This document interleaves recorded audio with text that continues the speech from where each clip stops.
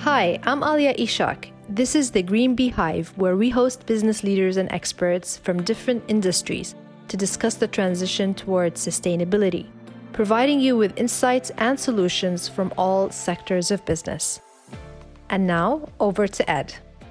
Thanks, Alia, and back to you very shortly, in fact, because in this episode of the Green Bee Hive, we're going to be interviewing Alia and getting to the bottom of what makes her so passionate about sustainability, entrepreneurship, and seeing the two come together in the private sector to really help businesses embrace sustainability. Okay, Alia, let's jump right in.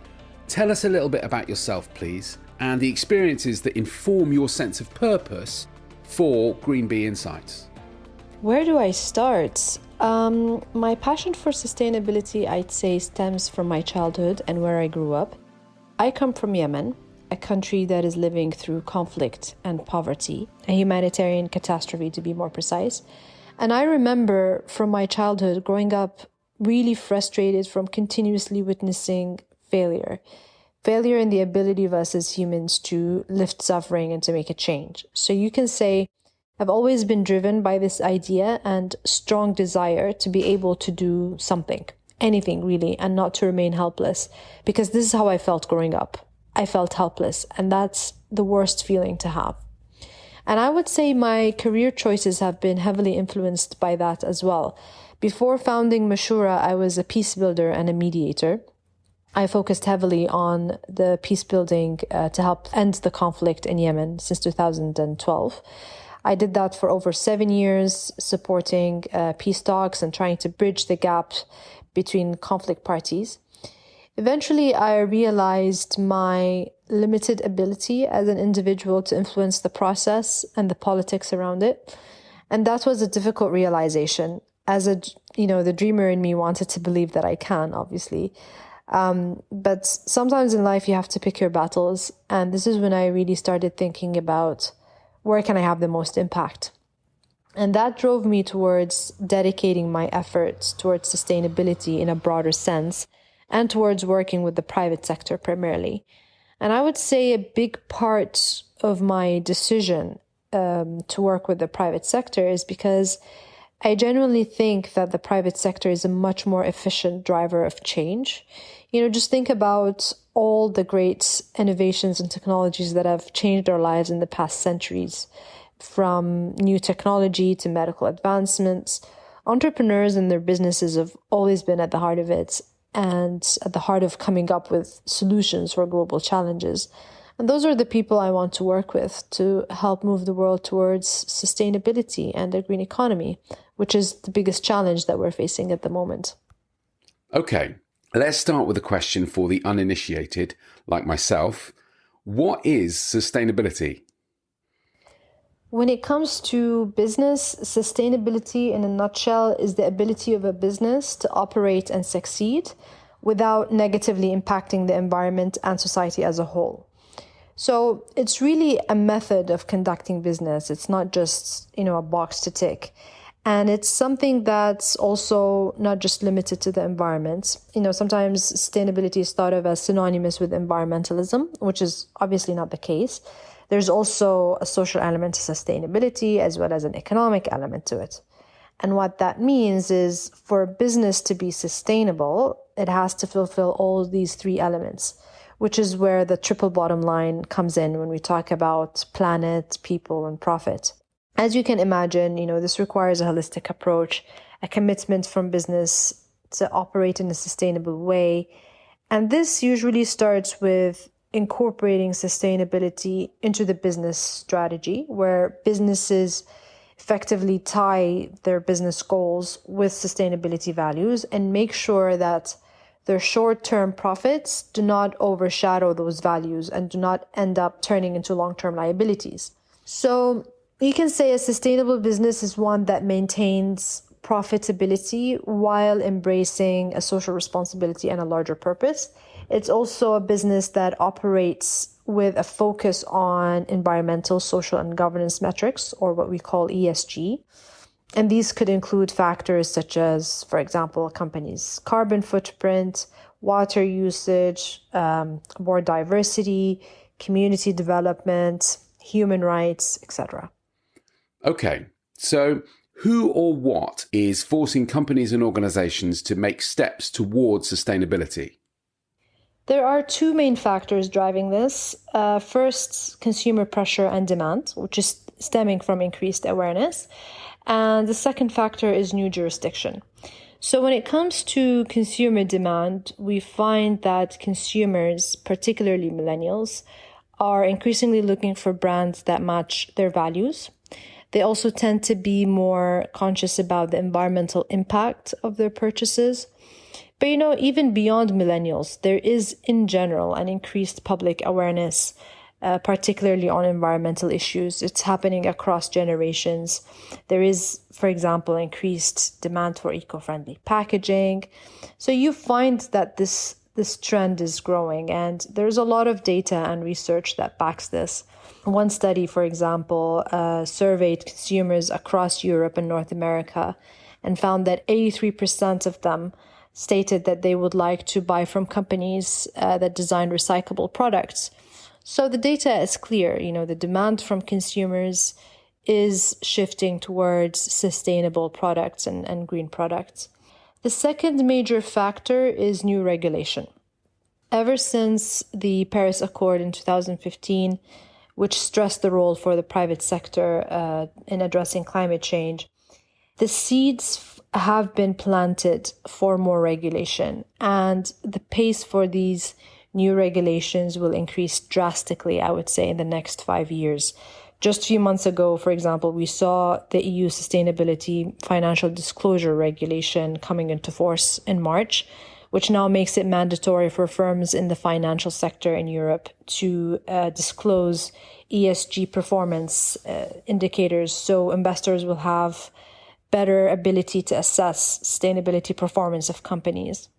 We're expecting something similar as well in the UK, which according to official government plans, it should start this year in 2021, where listed companies will be subject to mandatory TCFD aligned disclosures, basically climate-related disclosures, and they will be required to include that in their annual financial reporting.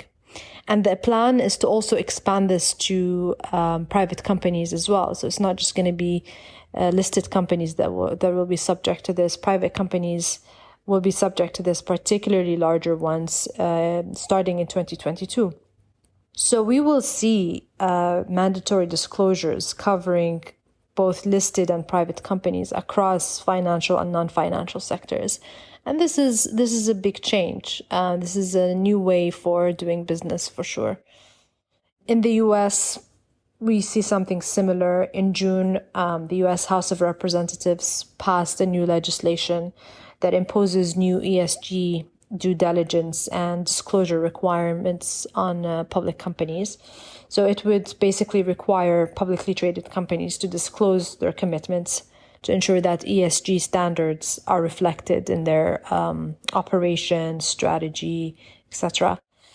I would say also a third factor, in addition to legislation and consumer demand, a third factor which is often overlooked, is that we have a new generation of business executives who genuinely care, which is really helpful. It really makes a huge difference when you have commitment from the leadership. It makes it much more easier to integrate sustainability into the culture of the business and ease the implementation.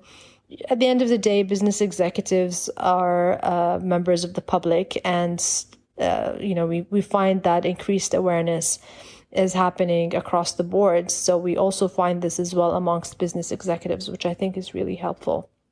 Brilliant, thank you. What are some of the sustainability challenges facing companies and organizations in 2021? The biggest challenge is short-term costs resulting from change in strategy, operations, supply chain. In other words, the cost of executing sustainability. Just like any other change towards sustainability will result in costs in the short term. However, in the long term, it is by far the safer and more profitable route. Another challenge is the ability to move sustainability from an idea and a plan in the corporate agenda into execution. And this is a very common challenge. Even the most committed companies face this. Execution can be challenging because sustainability runs across all functions of a business. It requires that all departments be in sync and everyone is clear on the objectives. And this is where, for example, the role of a chief sustainability officer can be instrumental to make sure that there is coordination between different departments and everyone is clear on the goals. Another challenge is lack of knowledge, given that for many businesses, this is a shift into a new territory. There's still a lot of training and knowledge capture that is required to make this shift. And also, the fact that we have new regulations every day is making this more pressing for companies, not making it any easier. And it doesn't help the fact that we do not have more structured benchmarking and reporting. So, for example, there is no globally unified framework for disclosing on climate impact. Until that hopefully happens, companies pick and choose the frameworks that they want to adopt. And while this might give them some flexibility, it is hard to benchmark your performance against others when there is no unified criteria. And another challenge, I would say, is a lot of companies don't know where to start. Because sustainability is a broad umbrella, they can be confused to, where they can focus their efforts. It's therefore important to set priorities and have clear, measurable goals. But one must-have goal should be addressing environmental impact, whether that is through net zero goals or achieving science-based targets. All businesses should have a clear goal and a date for when this goal will be achieved. We are at a day and age where the survival of our planet is literally at huge risk. And the next 30 years are consequential. The next decade in particular will be crucial. There is no way around it. We cannot afford the luxury of 100 years to reach our targets. We only have 30 years. And if businesses want to survive, then they have to be able to set targets and meet those targets. Thanks, Alia. Is sustainability an obstacle to profit? The short answer is no. The longer answer is it depends. So it depends on the time frame businesses are concerned about. If we're talking about the short term, then yes, incorporating sustainability will probably affect the bottom line because it's a holistic change and any change can be costly. But Ed, successful businesses plan for the long term and don't measure success in short-term profits, but in long-term success and growth. And businesses, particularly large businesses that will continue to disregard sustainability just to save in the short term, are more likely to face high operational and reputational risks in the medium to long term, which will cost them probably way more than incorporating sustainability would have. Just think about reputational damage and restricted licensing to operate. All these things could have a huge impact on the bottom line eventually. Beyond talking about risk, there are numerous studies that show correlation between sustainability and improved business performance. So there is also a business argument for sustainability. When you think about it, it makes sense. So say, for example, a company has an improved corporate governance. They will be able to attract more talent and improve productivity eventually. Companies, for example, that take action on matters such as energy efficiency and reducing waste, they will improve resource management and reduce costs eventually. So the business argument for sustainability is clear, and data has been showing that companies with high ESG ratings on average outperform the market. So I would say incorporating sustainability can be really a competitive advantage in the long run.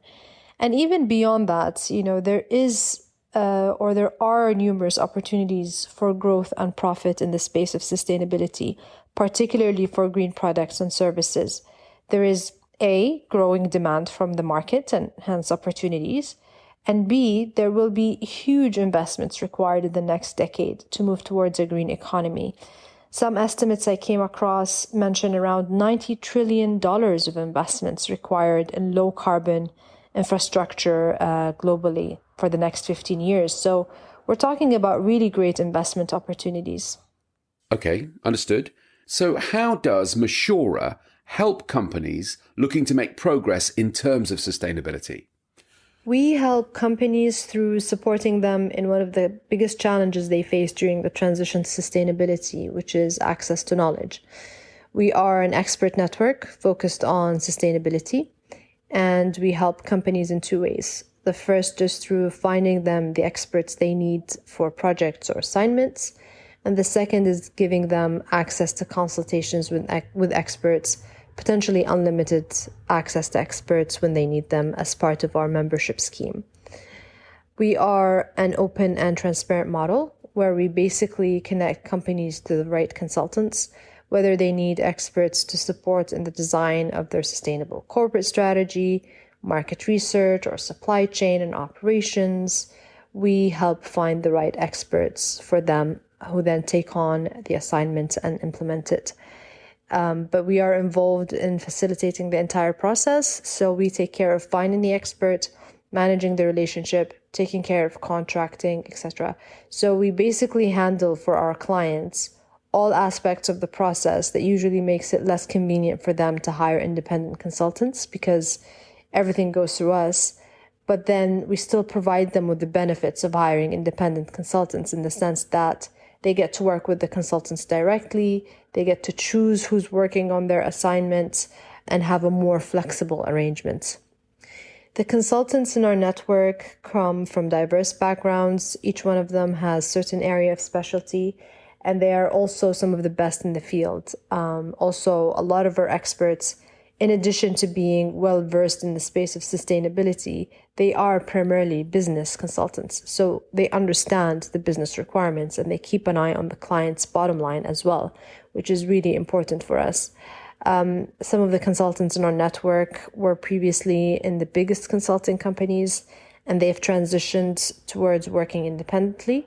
So essentially, some of our clients could be getting the same level of knowledge that they would get had they hired one of the big four consultancies, with the benefit of working with the experts directly, saving them layers of unnecessary overheads and costs.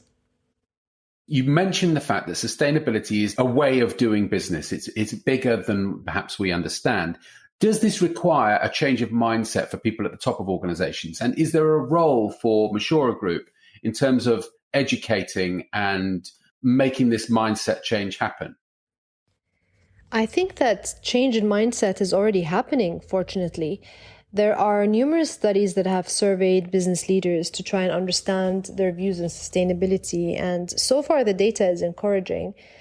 I remember one study by Deloitte surveyed a large number of business leaders and found that 95% of them said that they're planning to take a stronger stance on sustainability and devote more resources to it.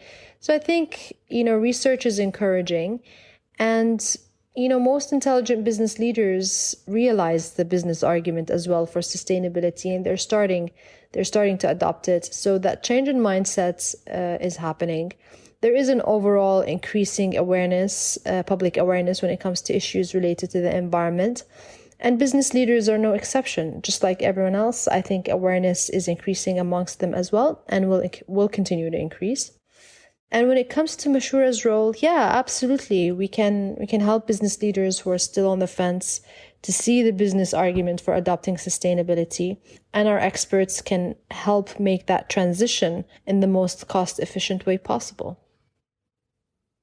So if a company or organization finds itself facing sustainability challenges, how do they get help? Getting our help is very simple. To get consultations for projects, they can simply fill a short form on our website. It's free of charge. We don't charge anything for finding an expert. We only sign a contract once we found the company, the expert that they need, and they're happy to proceed with them. So it's a very low risk process, and the guarantee we provide for our clients is basically they do not pay until they're happy to proceed with the experts that we have found for them, and they're fully convinced. For consultations, we typically provide the service to our members for an annual fee. They can get up to unlimited consultations with our experts. We basically become their hotline for sustainability-related inquiries and consultations. There is a possibility to request one-off consultations. However, it's much more cost-efficient to be within our membership scheme. Being within our membership scheme is also very helpful if you regularly seek consultants for projects, because you can then always request to speak with some of our experts as part of your search for the right consultant for your project. So a sustainability consultancy group seems to me like a very modern organization and one that I haven't come across before. Are there other organizations like you out there, or is this something that's new and something that's unique? Yes and no. I would say there are expert networks, a lot of expert networks out there. Actually, the business model of expert networks is currently on the rise. However, we do things differently in the sense that we're fully focused on sustainability and helping businesses make that transition through giving them access to the pool of knowledge that they need. Most international consultancies are currently dedicating resources to tackle sustainability and to be able to help their clients in this space. But again, our model is different. We're not a consultancy. We are a network that connects you to the right consultants. With us, you work with the consultants you choose directly. No hidden costs, no hidden subcontracting. So it's a much more transparent model, and it's a different way of doing business. So I would say, in terms of who else is doing this, yes, other consultancies or traditional consultancies are currently focusing on sustainability. A lot of them are, and there are open networks or open platforms out there. But we bring both worlds together. We bring in the open platform model, which is on the rise, and we're fully focused on sustainability. And with that mix, I think we are the only ones in the market currently doing this. Alia Eshaq, CEO of Green Bee Insights, thanks very much for your time.